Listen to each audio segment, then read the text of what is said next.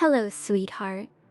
I'm going to read you a beautiful story so you can feel warm and cozy under your blankets.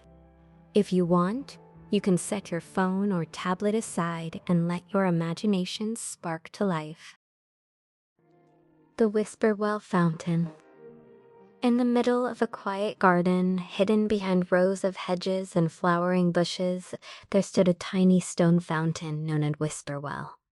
Whisperwell wasn't tall, it wasn't grand. Its stones were round and smooth, covered in soft patches of moss, and from the very top a trickle of water flowed down in the gentlest stream.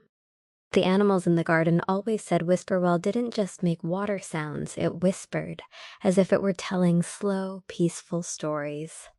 One warm afternoon, a chipmunk named Nessa scampered toward the fountain. She loved quiet places, and today her little feet were tired from running up and down tree trunks gathering seeds.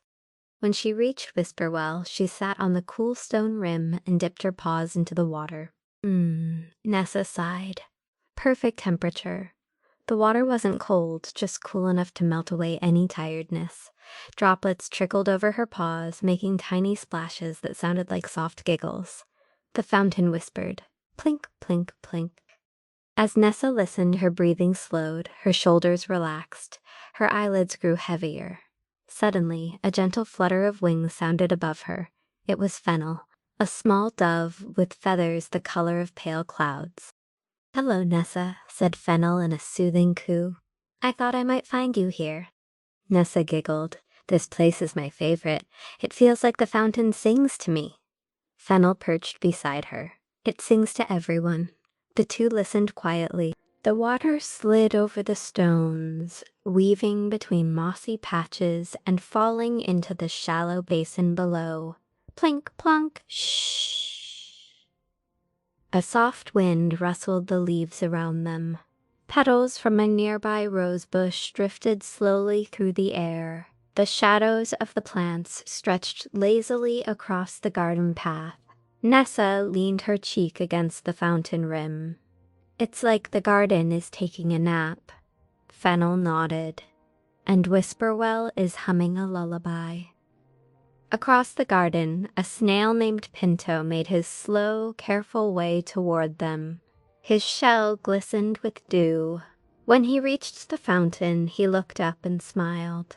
"Ah, I heard the whisper from far away," Pinto said. "It always calls me." Nessa patted the stone beside her. "Come rest with us." Pinto nestled at a mossy patch, his body relaxing instantly. Together they listened.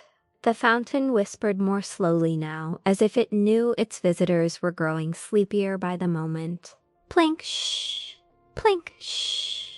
The sunlight softened, becoming golden and warm. Bees hummed as they drifted from flower to flower, too calm to buzz loudly. A butterfly landed on top of the fountain and closed its wings.